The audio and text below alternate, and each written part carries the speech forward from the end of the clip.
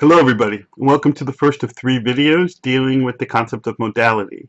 Remember to download and print if you have to, or use a PDF reader, but download the study guide, which is located in our Toledo course, and follow along in the study guide.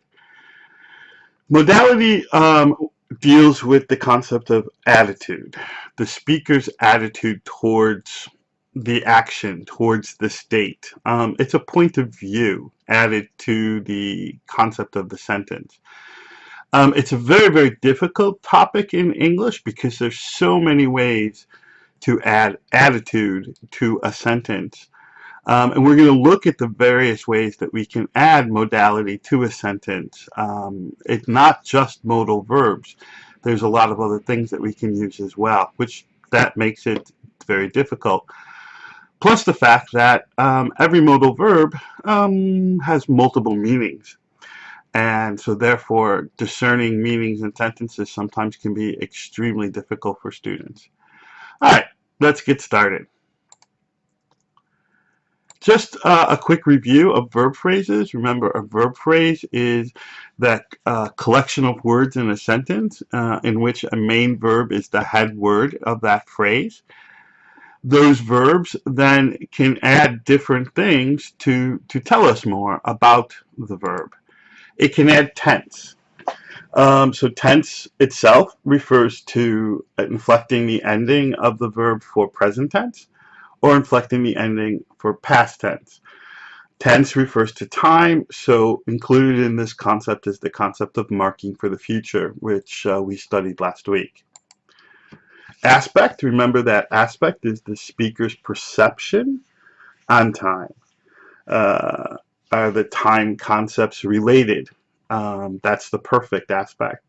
Or are we talking about something that's happening, a duration, that's the continuous or progressive aspect? Of course, modality, which is what we're going to talk about today, which is the speaker's attitude towards a state of the world or an action going on in the world. And then later on, we're going to take a look at the concept of voice. Voice deals with perspective in terms of, are we focusing on the subject or are we focusing on the action? And there's two voices, active or passive, and we'll take a look at that later. So we're going to focus today primarily on modality. So what is this thing we call modality? Well, as I said, it's the speaker's or writer's attitude or point of view about a state of the world. It helps us to determine if something is real or true. It helps us to differentiate between speculation and definite knowledge. Take a look at this sentence.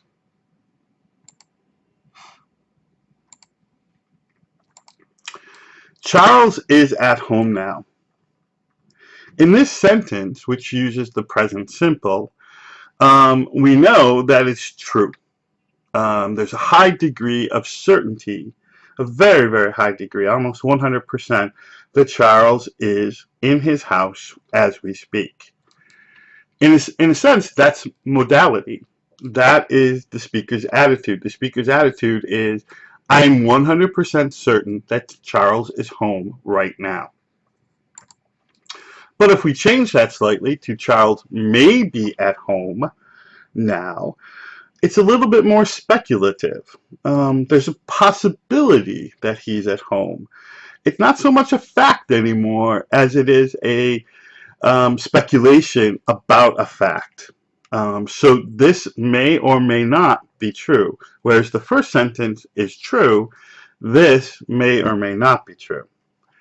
And then, Charles should be at home now. Probably what's true. It's desirable, in my point of view, that Charles should be at home. That Charles is at home. But is he? I don't know for sure. So again, very speculative.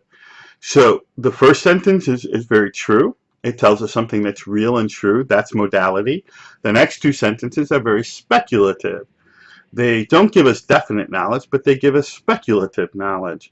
And that's what modality is. It can be all these things, which is important because even something that's not marked for modality, that does not have a modal verb or a semi-modal or a marginal modal or an adjective or adverb or noun for modality has modality. It says that something is true. And that is the concept of modality. Modality also is used to add politeness and formality to a sentence. You're going to find that many of the modals are used in a very formal context. So they allow the speaker to be more formal as opposed to informal. So modality does two things. It's the speaker's attitude or point of view about the state of the world, and it adds politeness and formality to a sentence. So how do we express modal verbs? Modality. There's actually a few ways. The most common is what we call the modal verbs. And these would be can, could, will, would, should, may, might, shall, must. Those are the only modal verbs. We're going to spend a lot of time looking at the modal verbs because that's what's primarily taught in the first 2 grades of English here in Belgium. Then there's something called the marginal modal verbs. And they're called marginal, these verbs, dare, need, ought, and used, because technically they come out of the lexical verb concept, but they're used to express some sort of modality. And so when they're used to express modality, they do something different than when they are used to express a lexical meaning. Then we have what's referred to as semi-modals, or the quasi-modals, or the periphrasatic modals. These are things like be going to, be about to, be bound to, have got, had better, would rather. These are phrases that add modality. And now in our language, these are always grouped together. And therefore they go together, they function together, and they mean something. So they're semi-modals. You'll notice that many of them begin with be. One begins with have. Those that begin with be and the one that begins with have can be marked for tense, can be marked for aspect, and can be marked for voice. Had better, would rather, cannot. They are always used in that form and they never ever change. This is why they're called semi-modals, because they don't follow the conventional rules. And they're also phrasal. They're very much phrasal. Adjectives, adverbs, and nouns can also be used. We're not going to talk about them today. We're going to only talk about other verbs that can be used to express modalities. But you can add something like probably, maybe, suggestively to a sentence to express modality. And then also remember that you don't always have to express modality. The lack of modality is also a sign of modality, as in Charles is at home now. There's no modality in that sentence, but the attitude is still clear. It's a true sentence, and that gives it a sense of modality.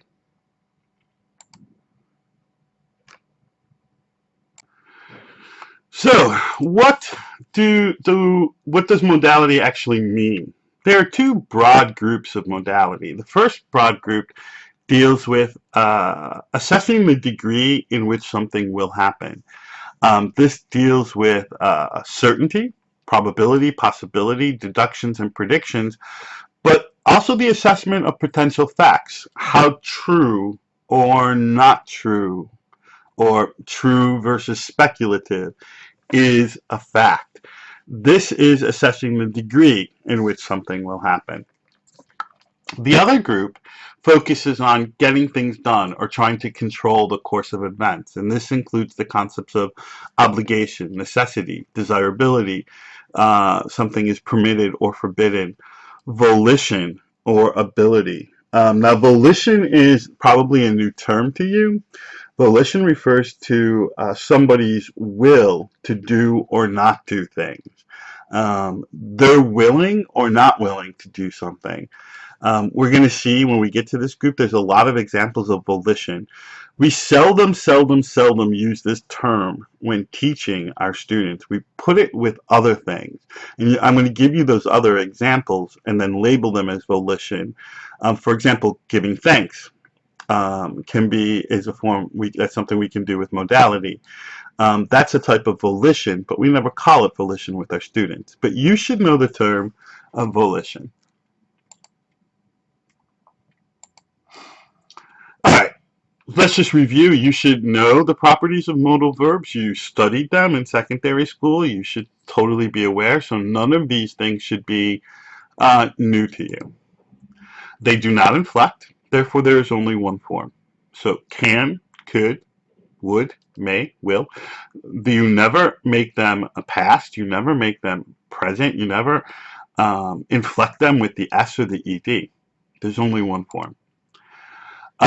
They do not have the principal parts. That is, they do not have an infinitive form, so they never add to, and they do not have participle forms, so they're never formed with the ing or the en ending. They're always found at the beginning of a verb phrase. This is very important. In terms of order of a verb phrase, the modal verb comes first, always.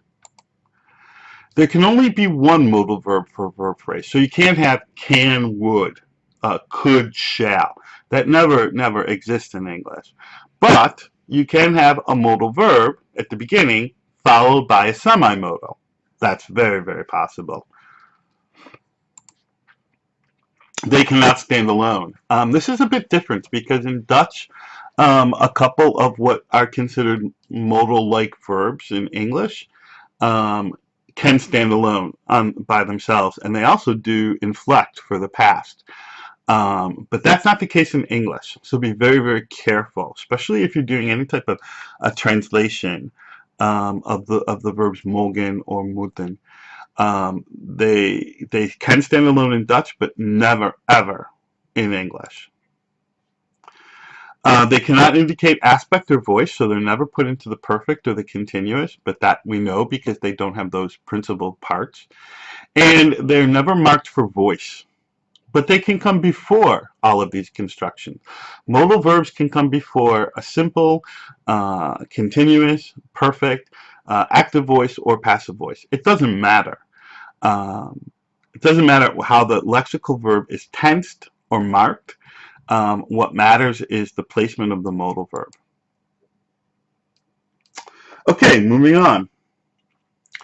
In terms of forming questions, it's very simple. We use inversion. The modal verb comes first. Can I come over? Always. We never use the auxiliary do like we do in other interrogative questions.